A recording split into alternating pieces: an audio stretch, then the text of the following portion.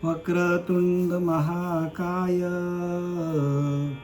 सूर्यकोटी समप्रभ निर्विघ्नं कुरु मे देव सर्वकार्येषु सर्वदा.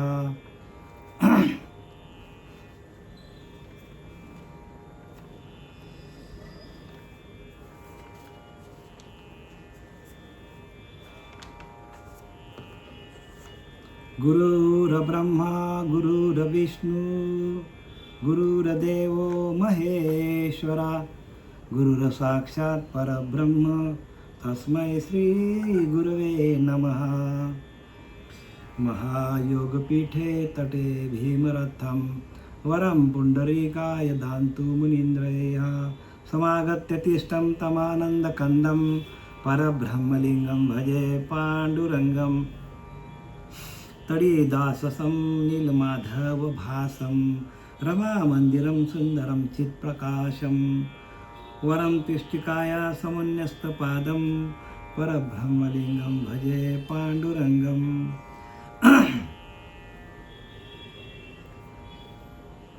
देवाधीनां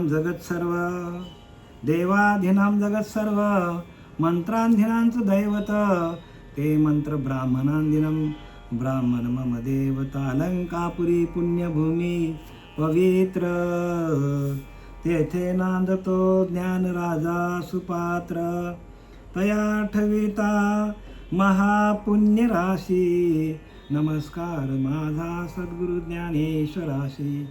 मुखं करोति वाचालं पङ्गुलङ्घयन्ते गिरिं यत्कृपातमहं वन्दे परमानन्दमाधवम्. स्वये भानुजो भानुआराधियेला तयाचे कुळी दीपपूद दिव्य झाला. हरिभक्तीला होनी तारी समजता नमस्कार माझा सद्गुरु एकनाथा. आपला एकनाथी भागवत आणि यातील अध्याय 23 आपला चालू आहे. ते 20वा म्हणजे आपल्याला प्रत्येक साधकाला 20वा मिळाला पाहिजे. आणि तो 20वा मिळण्यासाठी कोणाकोणाला 20वा मिळाला हे भगवंतांनी तो सांगितलेला आहे. तो जो भिक्षुक आहे त्या भिक्षुकाला कसा 20वा मिळाला आणि कोणत्या कोणत्या परिस्थितीतून तो बाहेर आला. अनेक प्रकारची संकट झेलली त्याने आणि त्याच्यानंतर त्याला सुख मिळालेलं आहे. म्हणून प्रत्येक मनुष्य जेव्हा संकटातून बाहेर येतो बघा, सुख आहे तर दुःख पण आहे. दुःख असेल तर सुखाची किंमत करतो. म्हणून सुख दुःख जे आहे ते भगवंतांनी प्रत्येक माणसाला सुख पण दिलेलं आहे आणि दुःख पण दिलेलं आहे. नाहीतर नुसता जर दुःखच असता तर सुखाला कोणी विचारलं नसता. नुसता सुखच असता तर मग मनुष्य काय झाला असता. प्रत्येक माणूस मग अहंकारी झाला असता. कारण कोणालाच दुःख नाही, सगळीकडे सुखच आहे. म्हणून भगवंतांनी जे सुख आणि दुःख आहे नाण्याच्या 2 बाजू आहे. जसं नाणं चालण्यासाठी छाप आणि काटाला लागतो तसा प्रत्येक मनुष्य जन्माला आल्यानंतर त्याला सुख आणि दुःख हे 2 अंग लागतातच. त्याशिवाय आपल्या शरीराला, परमार्थाला, प्रपंचाला किंमत येणार नाही. 2 बाजू लागतातच. माया आणि ब्रह्म हे 2 बाजू आहेत की नाही.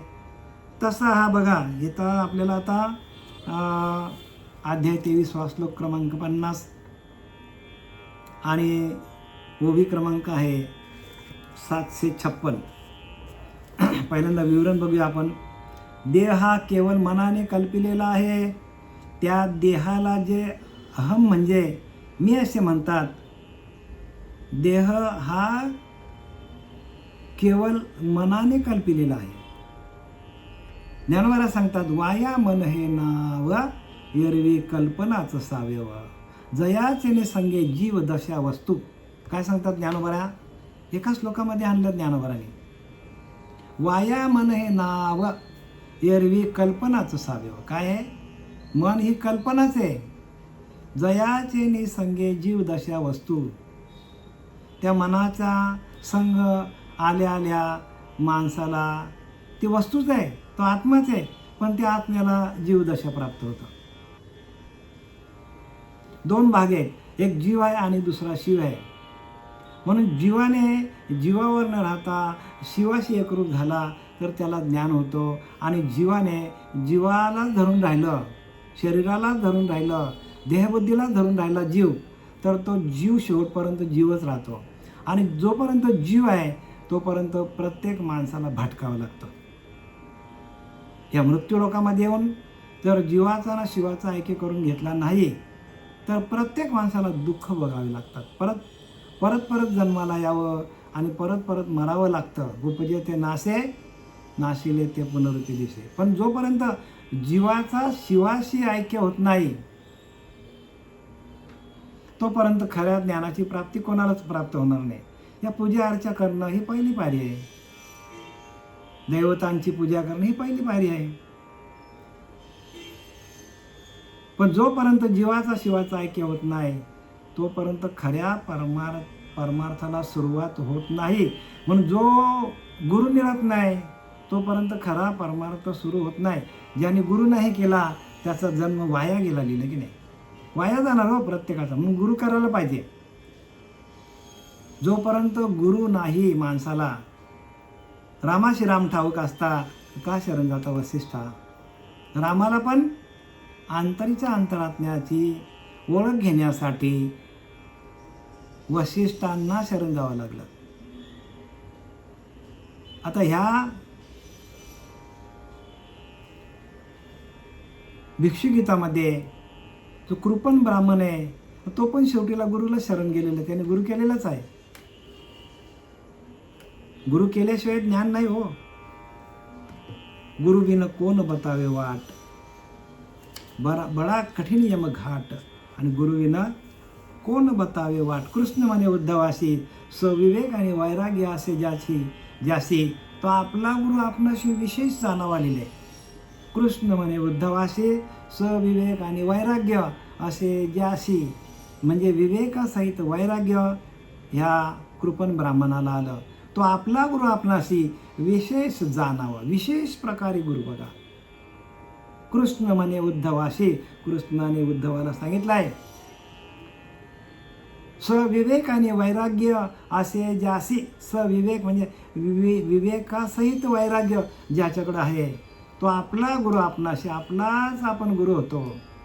विशेष जाणा, विशेष प्रकारे बघा, विशेष प्रकाराने आपणच आपले गुरु आहोत. पण आपल्याकडं तो विवेक, तो वैराग्य, ते प्रज्ञाचा गुरु आपल्याकडं नाही, ते महावाक्याचा बोध नाही. आणि म्हणून सगळे काय होतात, भक्ती कळत नाही. भक्ती बरं का, भक्ती खूप सोपी आहे, पण सांगणारे जगामध्ये कोणीच दिसत नाही. जो तो आपला काय मठ धरून बसला आहे, आपला पंथ धरून बसला आहे. पंथात लोक कसे वाढतील एवढंच लोक बघतात. पण प्रत्येकाला मोकळं कोणी करत नाही, मुक्त कोणी करत नाही. आणि मुक्तीचा मार्ग फक्त संतांनी दाखवला आपल्याला. तुकोबराया, ज्ञानोबराया. म्हणून त्यांचं काय, त्यांचे वाङ्मय, त्यांचे ग्रंथ का वाचायचे, कारण ते मुक्त झालेले आहेत. ज्ञानोबराया, तुकोबराया, नाथ महाराज, संत रामदास, जनाबाई, मुक्ताई, जे काय सगळे संत सेना नावी, चोखा मेळा, हे सगळे मुक्त झालेले आहेत. आणि जे मुक्त झालेले आहेत तेच आपल्याला मुक्त करतील. जे मुक्तच झाले नाही, जे अजूनच बद्ध आहेत, ते आपल्याला मुक्त करतील का? ते मुक्त करणारच नाही. कारण काय, कारण तेच मुक्त झालेले नाहीत. मग ज्यांच्याकडे मुक्तीचा मार्ग आहे त्यांनाच आपण शरण जायला पाहिजे. शरण कोणाला जायचा, जे मुक्त झालेले आहेत, जिवंतपणीमध्ये असतानाच मुक्त झालेले आहेत. आणि अशा मुक्त असलेल्या संतांना आपण शरण जायला पाहिजे, तरच आपल्याला मार्ग कळेल. अन्यथा कळणार नाही. देह हा केवळ मनाने कल्पिलेला आहे. बघा, देह फक्त मनाने कल्पना केलेली हा देह. वाया मन हे नाव, मनाला काय दिलेलं नाव, वाया आहे हो. मन हे नावच खोटं आहे. परंतु कल्पनाच सावेव, ती कल्पना एक. बघा मन काय करतो. आता तुम्हाला अनुभव सांगू का? अनुभव सांगतो. आपण ज्यावेळेला ध्यानाला बसतो त्यावेळेला आपल्याला मन सारखा इकडे तिकडे फिरत असतो, सैर फिरत असतो.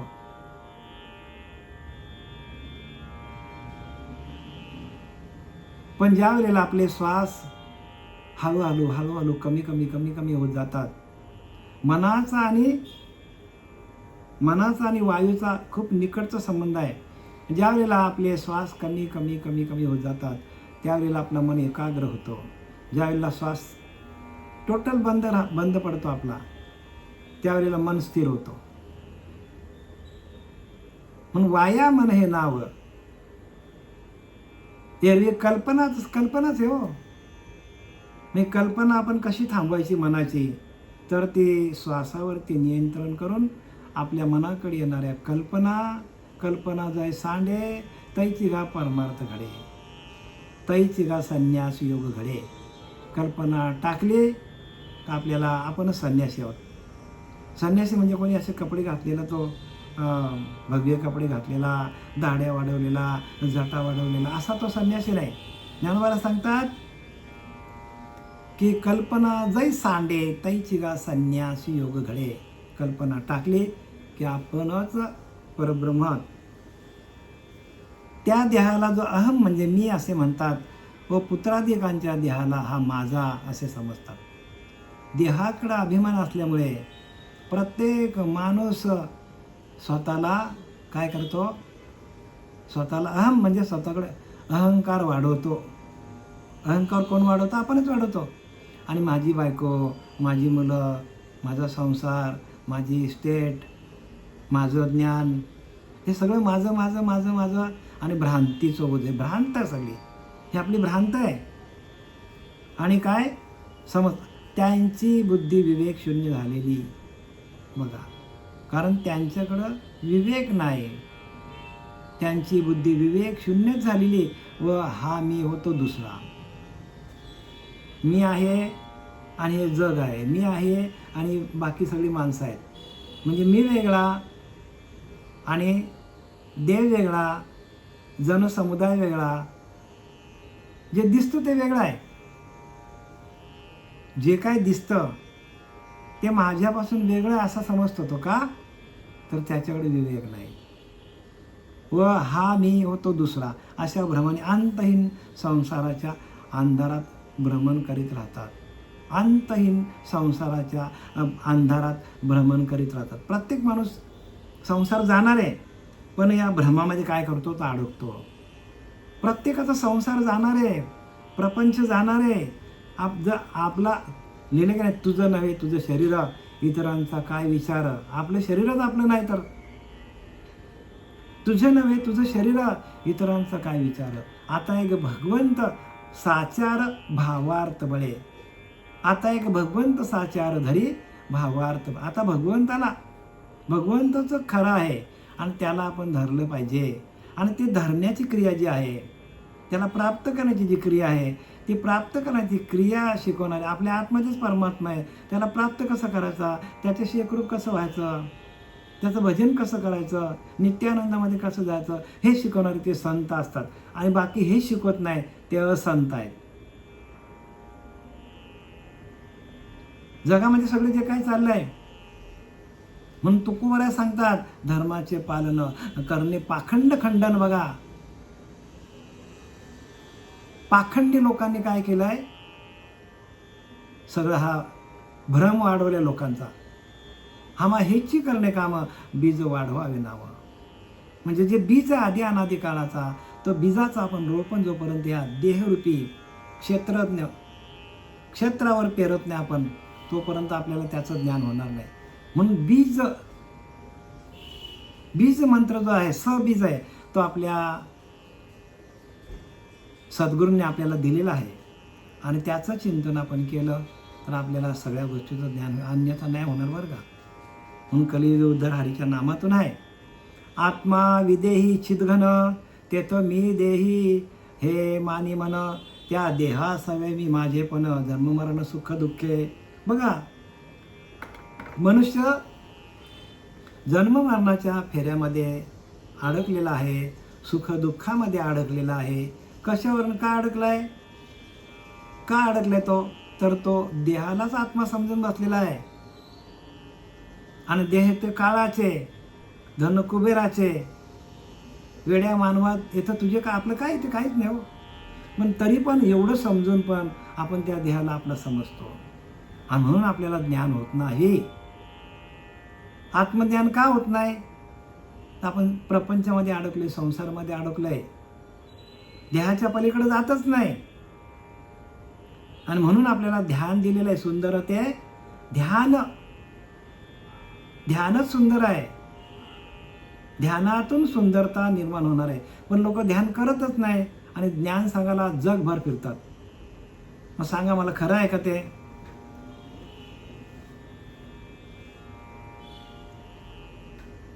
तुकोबारांनी सगळी मतं खोडून टाकल्यात, पण आपण त्या तुकोबारांच्या अभंगाकडे वळत नाही. म्हणून तुकारामाचे अभंग प्रत्येकाने एक एक अभंग घ्या, त्याच्यावरती विवरण तयार करा, चिंतन मांडा, स्वतःचं व्यक्तिमत्व तयार करा तुम्ही प्रत्येकाने. कारण हे ह्या ज्ञानासाठी तुम्हालाच कष्ट घ्यावं लागतील. जो स्वय कष्ट त्याची गेला तोची भला, जो दुसऱ्यावरी विसंबला त्याचा कार्यभाग संपला. जो स्वय कष्ट त्याची गेला तोची भला. बघा, जो दुसऱ्यावरी विसंबला त्याचा कार्यभाग संपला. जो स्वय कष्ट त्याची गेला तोची भला.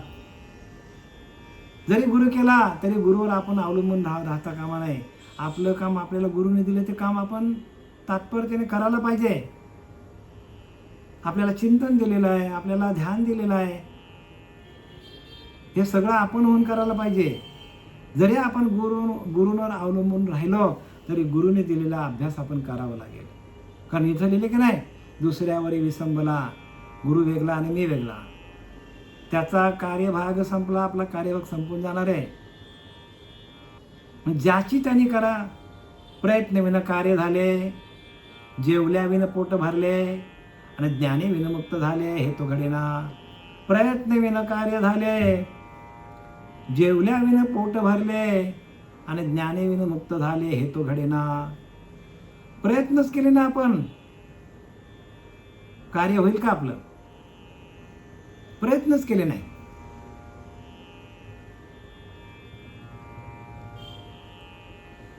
म्हणून प्रत्येकाने प्रयत्न करा. प्रयत्नांती परमेश्वर. प्रयत्न करत करत करत करत गेल्यानंतर अंतकाली म्हणजे शेवटीला प्रयत्नांती अंतकाली आपल्याला परमेश्वर भेटतो. लगेच भेटत नाही बरं का, लगेच भेटत नाही आपल्याला. बघा, आपण शाळेत गेलो का लगेच आपल्याला डिग्री मिळते का? डॉक्टर, इंजिनियर किती वर्ष आपल्याला घालवायला लागतात. अर्धा आयुष्य त्या शिक्षणात जातो, तेव्हा कुठे डॉक्टरची पदवी मिळते आपल्याला. तसा आपला उरलेला आयुष्य जो आहे तो आपण सातत्याने ध्यानामध्ये घालवलं, सातत्याने तपश्चर्या आहे. जोपर्यंत तुम्ही तापत नाही, तप करता करता तापायला पाहिजे. तप म्हणजे काय? तापणे हो. स्वतःला तापून घ्या. हरिचिंतनामध्ये, भगवंताच्या नामस्मरणामध्ये आपण सातत्याने राहिलो पाहिजे, तापलो पाहिजे आपण. आणि एकदा का आपण तापलो, तपश्चर्या केली, तरच आपल्याला ते ज्ञान प्राप्त होईल. कारण जसा एखादा लोखंड आहे, त्याला आपण जोपर्यंत गरम करत नाही, खूप लाल बुंद करावा लागतो. मग त्याच्यावर हातोड्याचे घाव घालून मग त्याला आकार देता येतो. कोणी कुर्राड बनवतो, कोणी भाला बनवतो, कोणी विळा, कोयता, तलवार, काय काय बनवतात. तसं आपण जोपर्यंत तापत नाही, ध्यान करता करता तापलं पाहिजे. तपश्चर्या आहे. आणि त्या तपश्चर्याचं फल काय आहे? तपश्चर्याचं फळ आहे ज्ञान. आणि म्हणून इथं काय सांगतात नाथ बाबा, आत्मा विदेही चिदघन. आत्मा कसा आहे? विदेही आहे, म्हणजे देहापासून वेगळा आहे. आणि आपण देहालाच आत्मा समजतो. आत्मा कोणाला समजतो आपण? देहाला. असे देह किती आले ना गेले. म्हणून ज्ञानोबारांनी लिहिले की नाही, पायपा बुडबुडा जेवता जाये, तेवता त्याची जळची आहे, विर्यात्वार आहे तरी जळाची मध्ये. याचा अर्थ काय? पायपा बुडबुडा जेवता जाये, जिकडं जाईल तेवता त्याशी जळचे आहे. तो बुडबुडा जिकडे जाईल तिकडे त्याला तो पाण्यातच आहे हो. विर्यात वार आहे जळाची मध्ये, तो फुटला काय ना राहिला काय तरी तो पाण्यातच आहे. तसा आपण आपण आपण परमात्मा स्वरूपच आहोत. पण या परमात्मा तत्वावर आलेला हा आपला बुडबुडा आहे शरीर. हा शरीर जावो अथवा राहावो, जसा बुडबुडा गेला काय आणि राहिला काय तरी तो पाण्यातच विलीन होतो. तसं आपण गेलो काय, मेलो काय, पुढं बुडलो काय तरी आपण आत्मतत्वावरतीच आहोत. सांगायचं काय नाथबाबांना, आत्मा विदेही चिदघन. चिदघन आहे तो, निरंतर आहे, नित्य आहे. तुमचा आमचा आत्मा नित्य आहे, निरंतर आहे. पण आपण शरीराला धरून बसलो आहे आणि त्याच्यामुळे आपल्याला ज्ञान होत नाही. ज्ञान का होत नाही तर आपण या देहालाच आत्मा समजून बसले, देहालाच सर्व समजलेला आहे. पण हा देह तर जाणार आहे. देह जाणार जाणार, याशी कालोबा खाणार, जाणारच प्रत्येकाचा. रामाचा आला, कृष्ण परमात्म्याचा आला, तुकोबाऱ्यांचा आला, ज्ञानोबाऱ्यांचा आला, मुक्ताईचा आला, सगळ्यांचा जाणार आहे, गेला. आणि आपला काय राहणार आहे का? आपला पण जाणार. पण जाण्याआधी आपल्याला तयारी असली पाहिजे आपली. जाण्याआधी आपल्याला भगवंताचं, आपल्या आतमध्ये असलेल्या त्या भगवंताचं चिंतन करावं लागेल, बाहेरच्या नाही बरं का. देवाऱ्यातले उठून देव वाचवतील का आपले जीवन? आहे आपला आत्मा चिदघन आहे, निरंतर नित्य. चिदघन म्हणजे निरंतर आहे, तो येत नाही जात नाही. आणि त्या आत्म्याचे आपण अंश आहोत. सर्व धर्म परित्यागम मामेकम शरणम व्रज अहम ताव सर्व पापेभ्यो मोक्षयिष्यामि मा शुचः. शेवटचा आपल्याला श्लोक 18व्या अध्यायात सांगतो भगवान परमात्मा. सर्व धर्म परित्याजम. अरे अर्जुना, तू धर्म अधर्माचा विचार करू नको. मामेकम शरणम व्रज, कारण तू मला शरण आहे. माम एकम, मला एकट्याला शरण आहे. कारण आपण त्या भगवंताचाच अंश आहोत. आपण भगवत स्वरूपच आहोत. प्रत्येक जीव हा भगवत स्वरूप आहे. आणि त्या मनुष्य देहाला येऊन जर आपण ती ओळख घेतली नाही स्वरूपाची, तर मग आपल्याला आपण इथं येऊन काय केलं तर हेल्या आला आणि पाणी वाहतच मेलावं, मरावं लागेल. म्हणून मरणाआधी सावध व्हावे, हित ते आपले साधून घ्यावे. मानवाची उत्तम काया बघा, उत्तम काया दिलेली आपल्याला.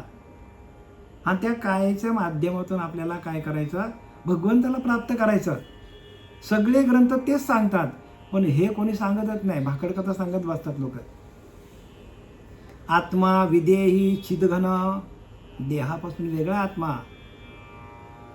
चिदघन आहे, नित्य आहे, निरंतर आहे. तेथ मी देही हे मानी मन. मन काय करतो? मी देह असं मानतो. वाया मन हे नाव, एरवी कल्पनाच असावे. मन हे खोटं आहे सांगतात. कल्पनाच आहे ती. मनाकडे कल्पना आहे आणि कल्पनेचे देव आपण पूजित बसलोय. प्रत्येक माणूस हा कल्पनेचे देव पूजत बसलाय आणि कल्पना ही खोटी आहे. कल्पना काय? कल्पनाच खोटी आहे.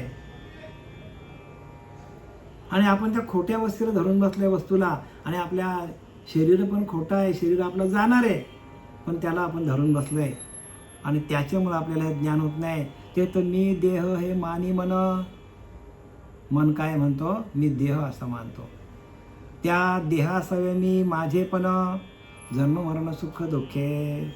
आणि त्या देहबुद्धीवर आल्यामुळे आपण जन्म मरणाच्या फेऱ्यामध्ये लटकला जातो. लटकंते. खरं तर आत्म्याला मरणच नाही, आपल्याला मरणच नाही. आपण अजरा मरत, आपण येत नाही जात नाही. पण का यावं लागतं आपल्याला? तर आपल्याला जो देह मिळालेला आहे त्या देहबुद्धीला आपण धरून राहिलो म्हणून. मध्ये आहे भूमीचे चढलं म्हणून आकाश आणि पाताळ. चढलं नसता केवळ परब्रह्म, आकाशाचं ब्रह्म सांगितलंय. मध्ये आहे भूमीचे चढलं म्हणून आकाश आणि पाताळ. म्हणजे मध्ये देहबुद्धी आपल्याला आली आहे, मध्ये देहबुद्धी आलेली आहे, नाहीतर आपण परब्रह्मच आहोत. खाली पण आकाश आहे, वरती पण आकाश आहे भूमीच्या. तसं आपण देहबुद्धीवर आलेलो म्हणून आपल्याला आपण व्यापक आहे होतो. प्रत्येक जीव व्यापक आहे, पण तो आपल्या शरीराला धरून बसलाय. म्हणून साधू काय करतात? आपल्या आत्मस्वरूपाशी एकरूप होतात, आपल्याला व्यापक समजतात, आपल्याला परब्रह्म समजतात. अहम ब्रह्मास्मी, आपणच परब्रह्म आहोत असं समजून ते वावरत असतात. आणि म्हणून त्यांना ते ज्ञान त्यांना सोडून जात नाही. नवे ते ब्रह्मच आहेत. तुम्ही ब्रह्मच आहात हे तेच सांगत यांना नाथबाबांना, की आपणच परब्रह्म आहोत. पण आपण काय लागलोय? मनाच्या मागे लागलोय. म्हणून आपल्याला सुख दुःख भोगावे लागतात. सुख दुःख भोगावे लागतात, देहबुद्धी आहे म्हणून. आत्मा नित्य मुक्त विदेही. बघा, आत्मा नित्य आहे आणि मुक्त आहे तो, आणि विदेही म्हणजे प्रत्येक देहाच्या पलीकडे आहे आत्मा, मनाच्या पलीकडे आहे, देहाच्या पलीकडे आत्मा आहे. आणि विदेही, बरं का, देहाचा ना त्याचा काही संबंध ना आत्म्याचा. पण आपण या देहाला धरून ठेवल्यामुळे, देहबुद्धीमध्ये अडकल्यामुळे आपल्याला त्या आत्म्याचं दर्शन होत नाही.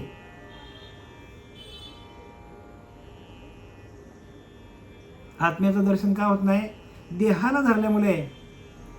म्हणून तुकोबरा सांगतात, देहाच्या निरसने पाविजे या ठाया.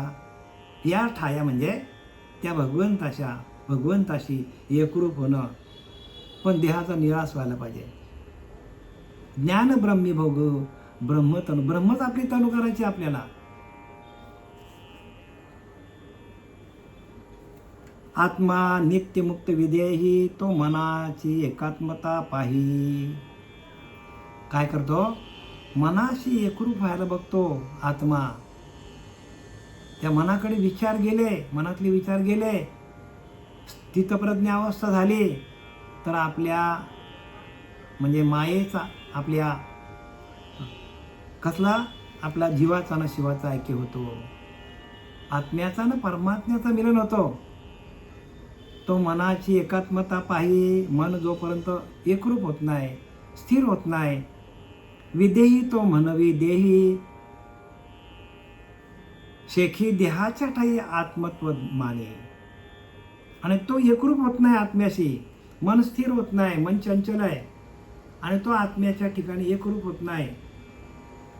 आणि म्हणून काय झालं? त्यांनी लिहिलंय, शेखी देहाच्या ठाई आत्मत्व माने. आणि देहालाच तो आपला आत्मा समजतो. म्हणजे देहबुद्धी जोपर्यंत जात नाही, देहाचा निराश होत नाही, तोपर्यंत आपण आत्मतत्वापर्यंत पोहोचत नाही. ही भक्ती आहे बघा, हा भक्तियोग आहे. पूजा अर्चा करणं हे करू नये का? करा, तर काय इलाज नाही, करा. पण ही खरी भक्ती आहे. आणि ह्या भक्तीला प्रत्येक माणसाने काय करायला पाहिजे? प्रत्येक माणसाने ह्या भक्तीपर्यंत पोहोचायला पाहिजे, तरच आपल्या जीवनाचं खंडन होईल. जन्माला येणं आणि मरणं, जन्माला येणं आणि मरणं, उपजे ते नाशे, नाशिले ते पुनरुपी दिसे, हे चक्र आपल्याला तोडायचं आहे. का उदय असतो अपैसे, हे अखंडित होत जात जैसे, जन्म मरण तैसे अनिवार अनिवार अनिवार सांगितलं. जन्म मरण किती वेळा जन्म यावे, किती व्हावे फजित. आणि या फजितीतून बाहेर निघण्यासाठी आपण देह नसून आपण आत्माच आहोत. पण त्या विधेय स्थितीला गेलो तर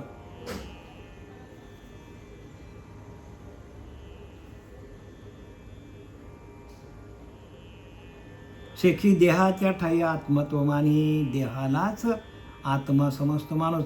मी देह हे मानी मन काय? मनाने दृढ धरून ठेवलाय की मी देह आहे. पण तो मन ज्या वेळेला एकाग्रचित्त होतो, आत्म्याशी एकरूप होतो, जीवाचा आणि शिवाचं मिलन होतो,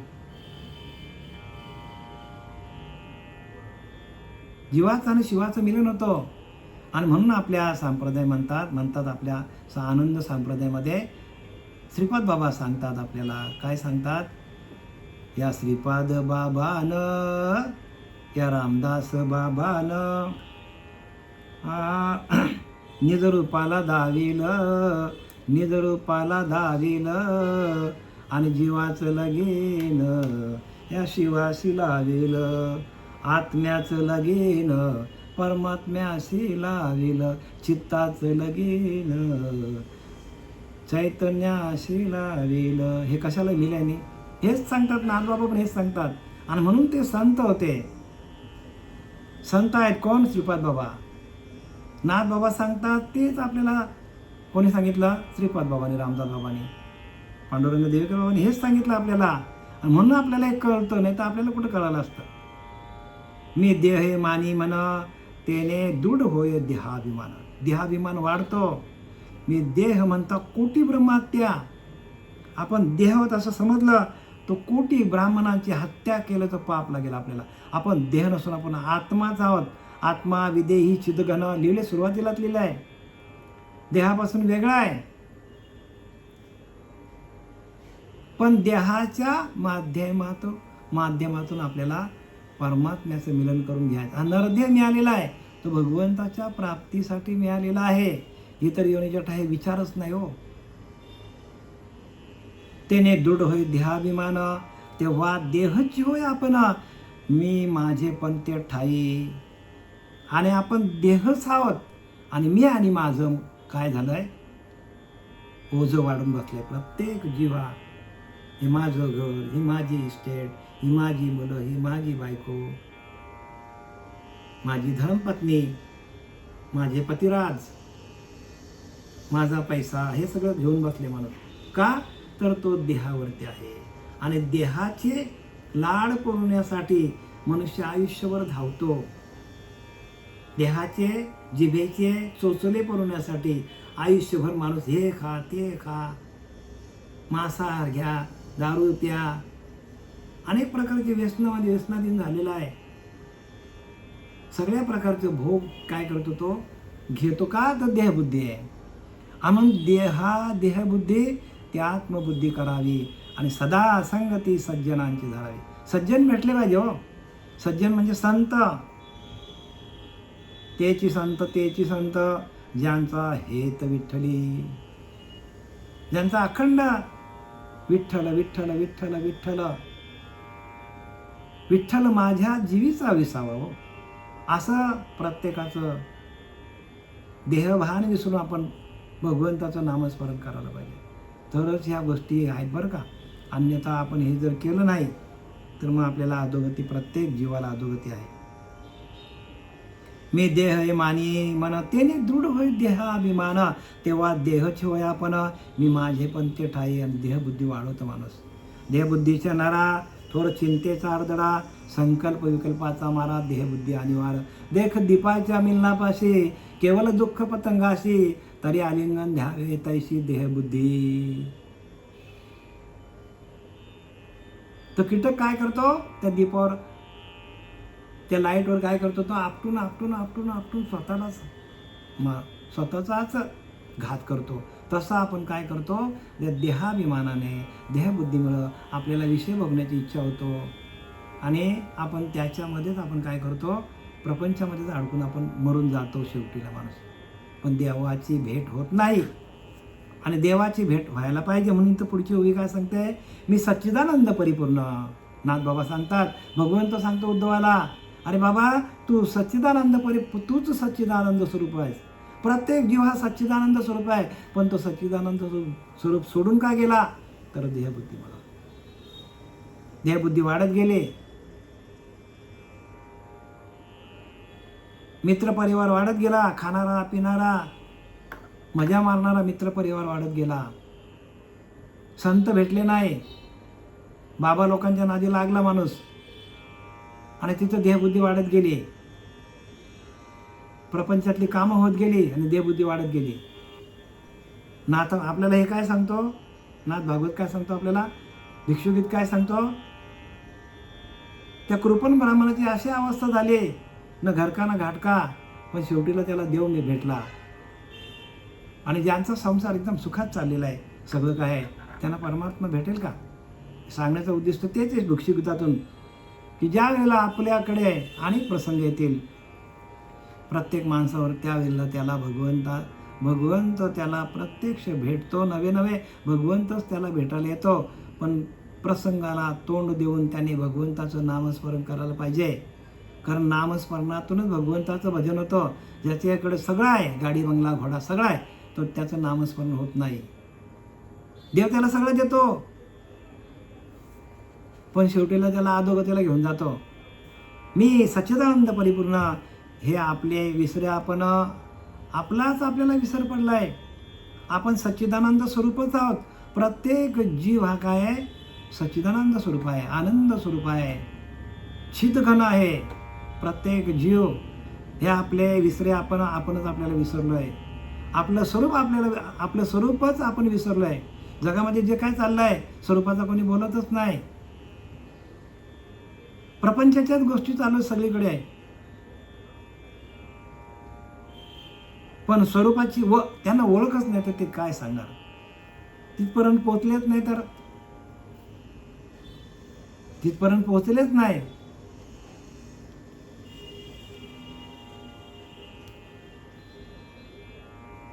मग आपणच नाही तरले तर आपण दुसऱ्यांना तारू का?